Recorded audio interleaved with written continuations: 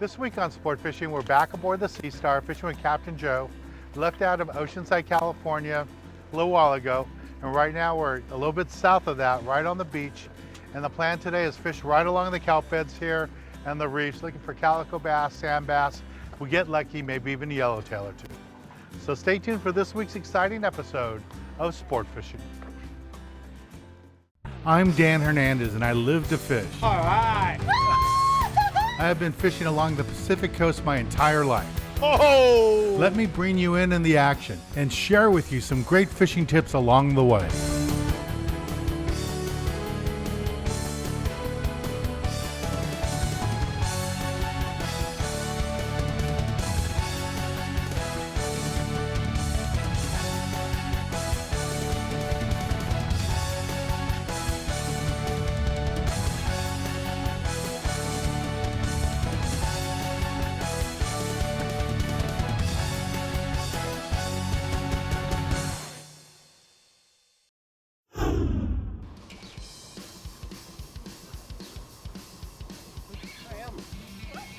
You want me?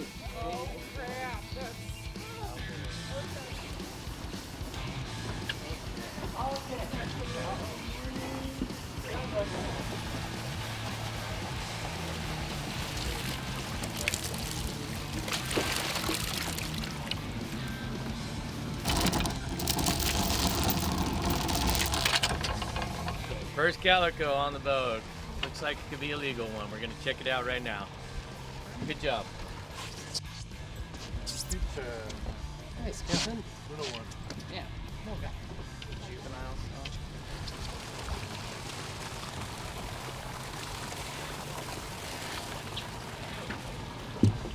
Little dropper loop action. There you go.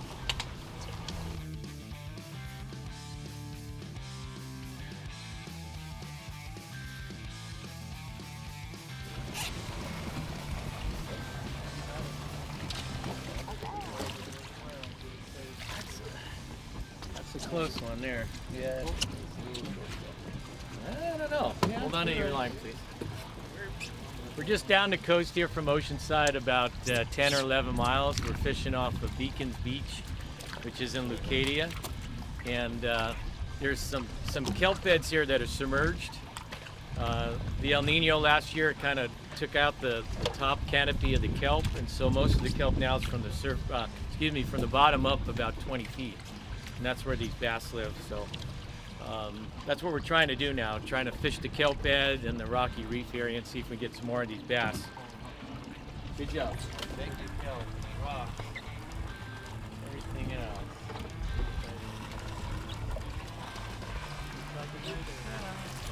Yeah, hey, it might be a keeper. Turn around, keep the camera. There you go, calico. What was This that is on? about Is that 12 on and a a half. sardine? It's on a live sardine. Live sardine. Can you get that for me, Joe? I Yeah. got my finger. That'll hurt. Is that it, Joe? Yeah. That's a beefy one there. Yeah, he's Big chunky. beefy. He put up a good old fight. Thank you. I'd say he's like 13 maybe. Yeah, he's got a big belly on him, but Yeah, he does. we gotta see if he's long enough. All right. This was a really good bite. We had the hook through the nose of the fish. The fish that was biting grabbed it sideways, missed the hook, but that's what it looks like when you don't hook them. That was close, but no cigar. Not much bigger than the last one. Oh, it's a sandbag. All right. Handy. A little bit. Little guy. All right. Bass Over on here. this. Over this way. Over this way. There you go. Come. Short sand bass. Fun to catch. Good to release. Can't pull so hard. When you're stuck like that, just let him swim out. If he's still on there, you gotta let him swim out. Get him to the tip. Get around.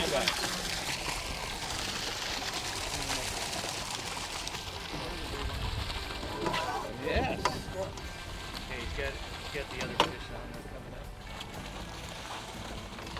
up. Both sand bass. Let me get in there. There's a meal. Another big sand bass.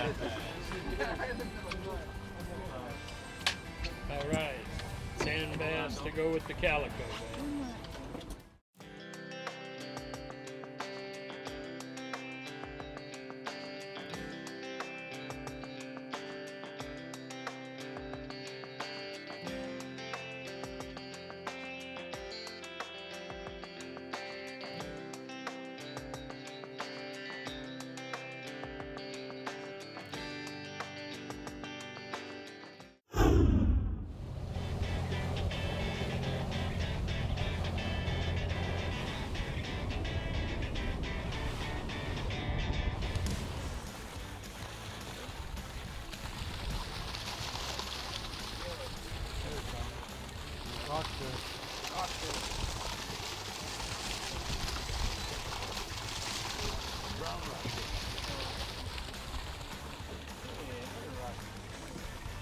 To add to my collection.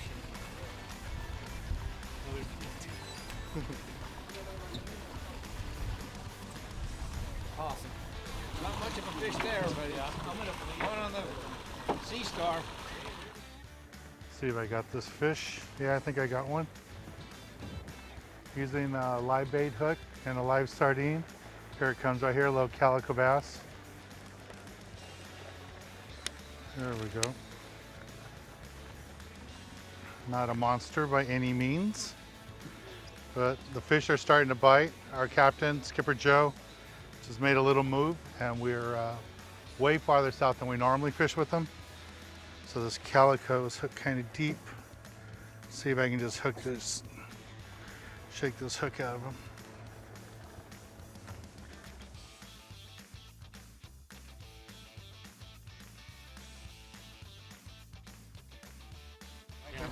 Cameras.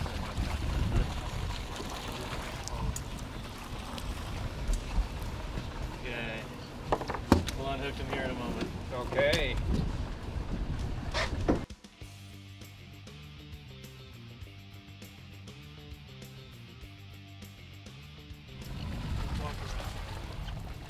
Wow, there's a big calico. Okay. You should have something. Nice one. I thought he was stuck in the go. I'll get it for you. There you go. On live bait, sliding egg sinker. Not bad. Right here, about 12, 13 miles from Oceanside. Yeah, let me get this here for you. I'll show you a little bit. See, he's got the small slider here, and he's got his leader, and then it comes down.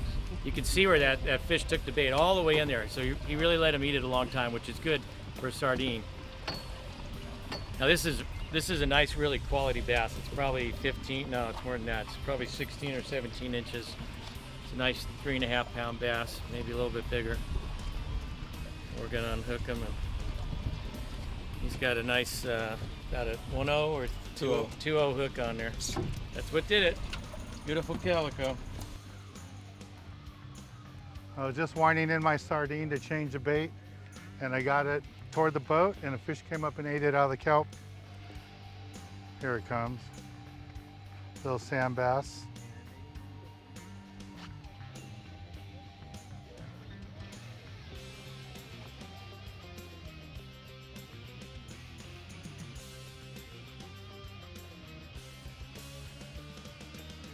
Sand bass and a live bait, live sardine.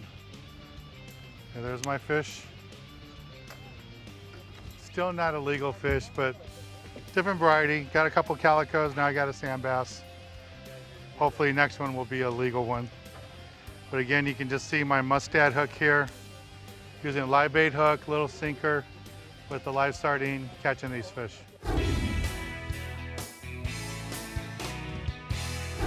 This week in the Tackle Box, I want to talk to you guys a little bit about what we're doing today. We're fishing aboard the Sea Star, fishing along the coast down San Diego County. And along here in the kelp beds, there's lots of calico bass, sand bass, and little rockfish mixed in. And because of that, we like to throw a variety of baits, either live bait with a small live bait hook, or like to throw bucktails. And there's two styles of bucktails. This is the normal bucktail with the smaller hook, And this is the brand new HD bucktail with a large 8/0 hook. Works out really good for the yellowtail and the white sea bass and the big legal bass. They love these too. And with these, what you would do is put a whole squid, maybe 2 squid on it. On this smaller one, just a strip of squid. And the outfit you want to use is something like this, medium action. I like to use a reel like this with a power handle. I like the level wind, so it makes it nice and easy to work the lure back and work that bucktail. And you can see I have Spectra on here. So I have 50-pound Spectra line. You can go down to 40 if you want. And then on top of that, anywhere from 20 to 30-pound monofilament. If you're gonna fly line with live bait right on the surface of the kelp, then go ahead and put a piece of fluorocarbon on there.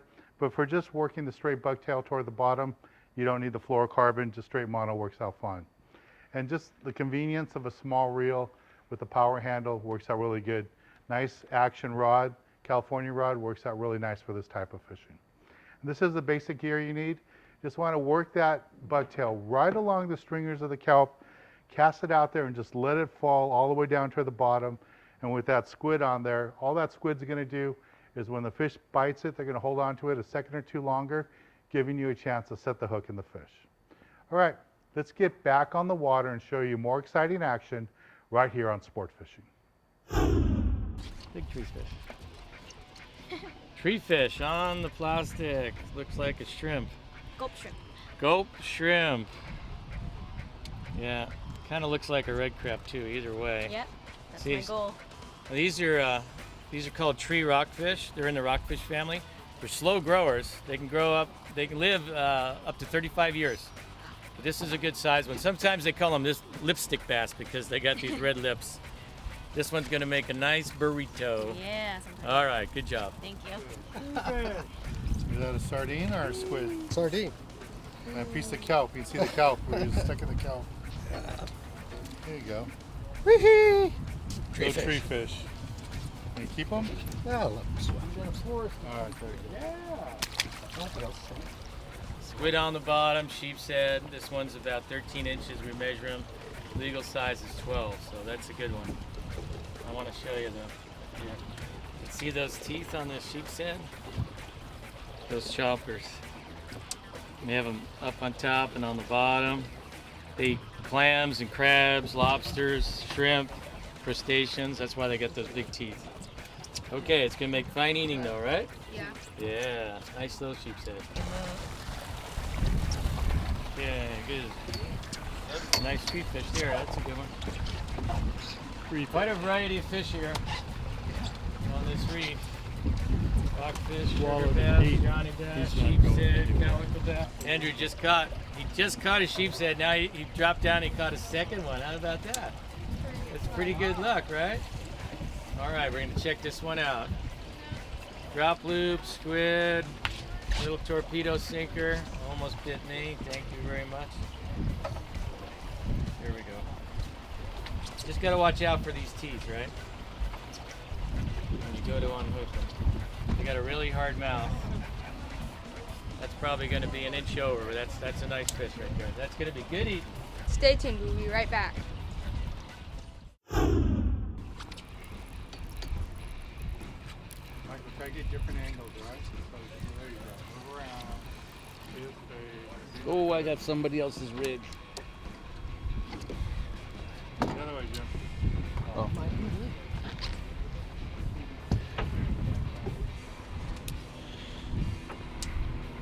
Well, you're out. Keeper. Fishing a live bait with the sinker, sliding sinker. And my bass is way back up there in the kelp. Only got 20-pound test, so hoping I get it out of here. There he goes. Got through that stringer. Got a bass, three stringers so far. Let's see what this one is. Hopefully this is a nice bass. I want to get one legal bass today. Let's see what this is. Here it comes. There's color. Oh yeah, here we go. Is it big enough? Oh! He's in the boat! Yeah!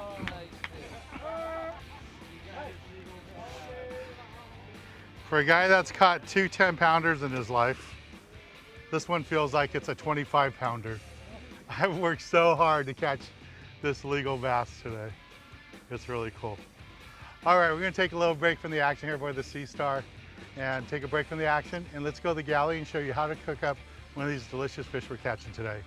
Out here with Captain Joe on the Sea Star. We'll be right back.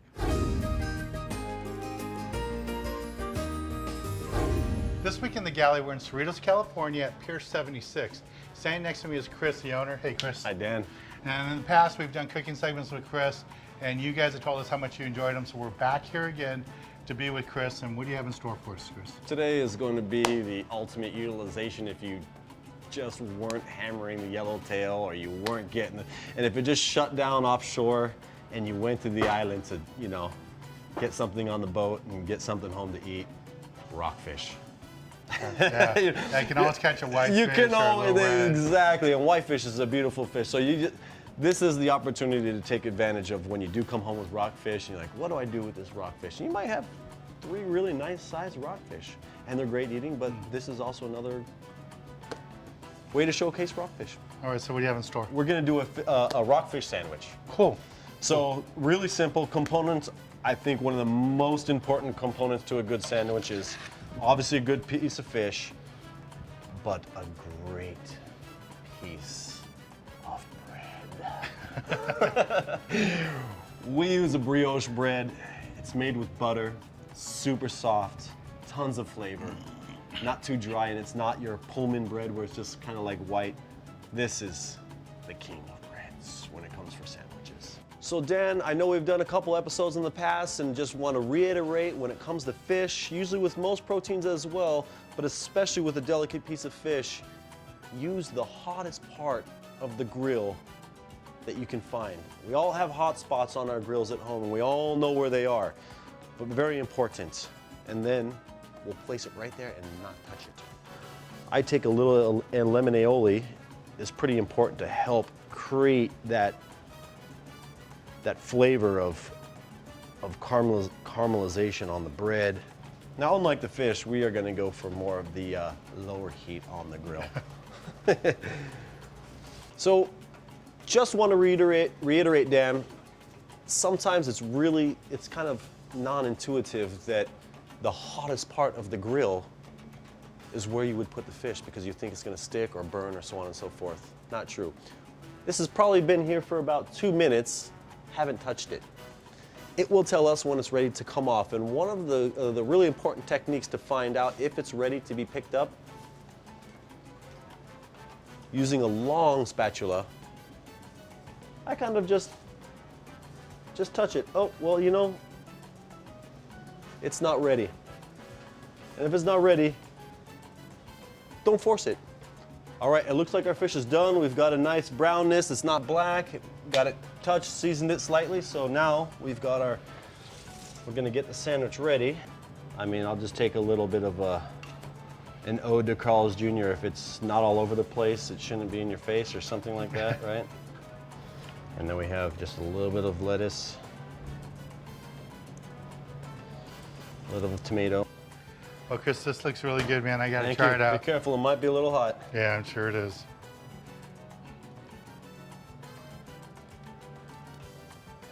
Dripping. Ooh, that sauce. Yeah, good. The sauce is really, really good. Well, thanks, Chris. That's a different dish. A lot of people don't think about making the sandwich out of the rockfish. Right, why not? Yeah, it's delicious. It comes out really good. Exactly. Well, let's get Thank you, back Dan. on the water and show you more exciting action right here on Sport Fishing. Thanks again, Chris. You got it, Dan. Thank you. They see when this fish came up, we weren't really paying close attention, but I went to measure him and I could see what looks like some growth here, but that's not really. If you clean this off, you're gonna see a tag underneath here, and they call them spaghetti tags. And I'm gonna get more of this off so you can see it. 3 years ago, we were tagging calicos, and the last year was 2 years ago. And I'm gonna get this completely cleaned off. But there's a spaghetti tag right there, you see the white? And it's got a number on it and a telephone number. So if you catch a bass like this, you measure it, right? If it's small, you release it, but you get an overall measurement and the location and the depth that you caught it and the date. And then you call in on that number that's on that tag, okay? And this was part of the nearshore fisheries coastal tagging program that they were doing. So if you get one like that, look close. And if you are going to take the fish, snip the tag off and get the information off of it. Pretty cool. Tag fish.